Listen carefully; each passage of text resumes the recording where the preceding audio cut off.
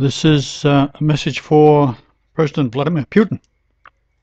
You can't waste time with this one, and you can't use diplomacy. You just got to get in and do it. This is very, very serious.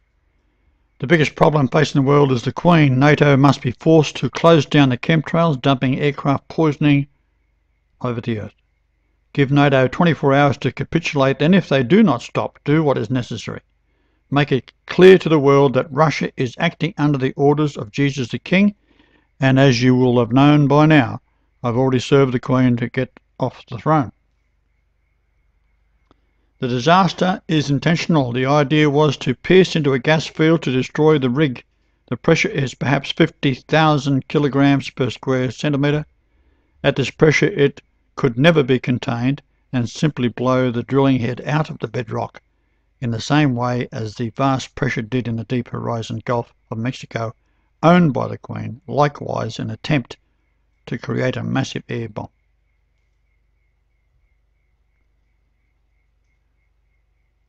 The latest effort is designed to take out Europe. Now, it all hinges on the Olympic Games. So the Olympic Games should immediately be boycotted by the nations, as the date of the opening ceremony is the same date as the two destructions of Jerusalem. This is the key.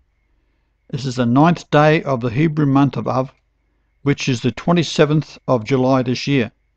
The easiest way to solve the Elgin disaster is crushed iron ore. Now, the drilling is strategically placed at 3784 kilometers to Jerusalem. This is right to the temple. The distance from the Elgin rig, as said, is 3784. Now, to understand why, we look at the concordance numbers of the King James 1611 Bible. You can find it at this address. It is the word witchcraft found in the Hebrew, and it's found in 2 Chronicles 3:36. The verse number in the Greek 336 is a destroying, killing, murder. It's found in Acts 2:22, Paul consenting to the murder of Stephen. This is the problem with the world today, is the Western churches are dominated by the insanity of Paul, the false apostle. So we look up the 3784 in the Strongs, and it is to practice witchcraft or sorcery, and to use witchcraft. This is what they're all about. They're all witches. The Queen is the head of it. It's a sorcerer, sorceress, a participle, and as I said, it's from 2 Chronicles 3:36.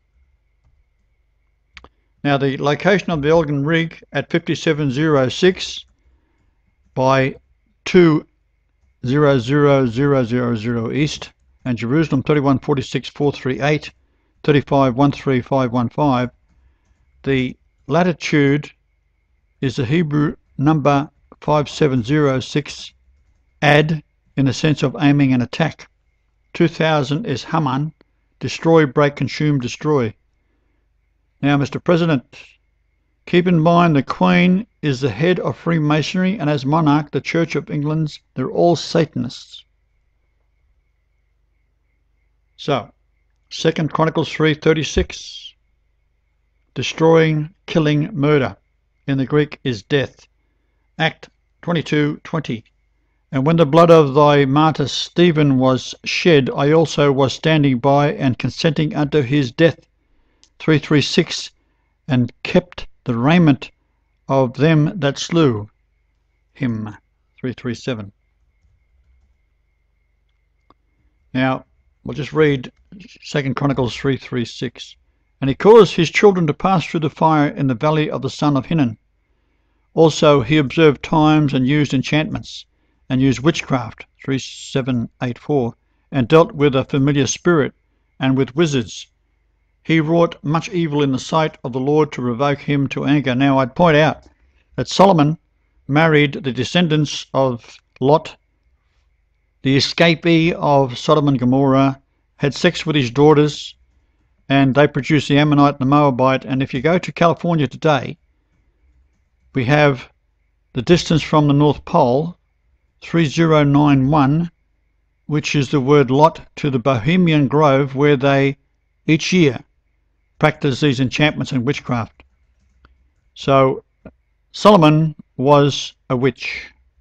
I won't go into reasons why at this moment. So here's a drawing of the rig location to Jerusalem and the temple. So it was strategically placed off the coast of Scotland, Norway and the Netherlands. The idea was to pierce the reserve, then leave a flame on top to ignite the gas, detonating a vast air bomb when the gas air mix reaches the rig's flame. The Russians know all about that. According to the company, they have no way to control it, nor will they. Of course, that's all publicity. They never intended to have this produce a supply of gas at all. It's all to do with destroying Europe. The next slide is the rig specifications.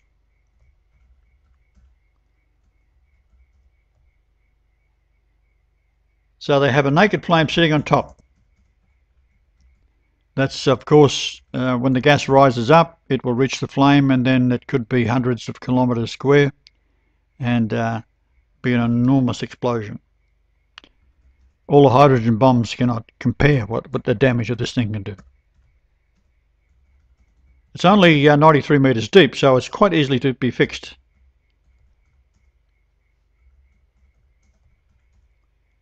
So it's less than 100 metres high.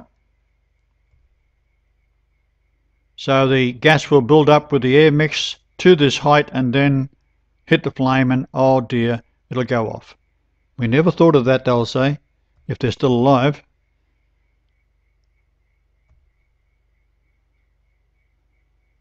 So you'll see that there's heavy chemtrails going over the top of the rig at the moment, and they don't want the world to see what's going on via satellite, but it's too late. To solve the problem is quite simple. The first thing is to start bringing iron ore from Norway. There's the closest, but you may have better ideas. It's readily available, as are large pipes, and we can have those sunk into the depth with a plate or a foot on the bottom. Blow holes in the pipes. These pipes could be 2 foot across, 3 foot across, metre across, and they're held in place by the weight of the iron ore as it dumped on the seabed and the foot of the pipes. In a very short time, days, the iron ore will crust over.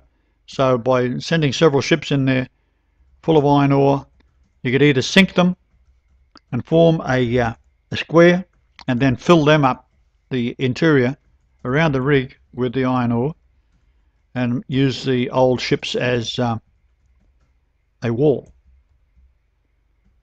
Now if left, the gas will form a bubble under the rig, then bleed up past the rig supports, and it will be unstoppable. Only quick action can prevent an explosion.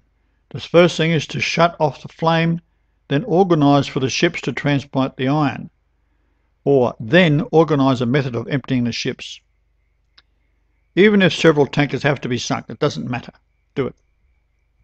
So this is what we're looking at.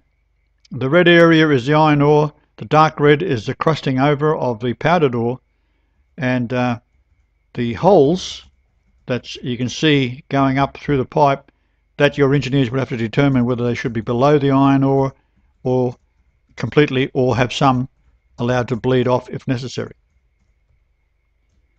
So your engineers will easily determine the potential rate of gas flow and the number of pipes necessary for the task and how to go about it. The iron ore pile must start with large rocks on the seabed and build up towards the surface.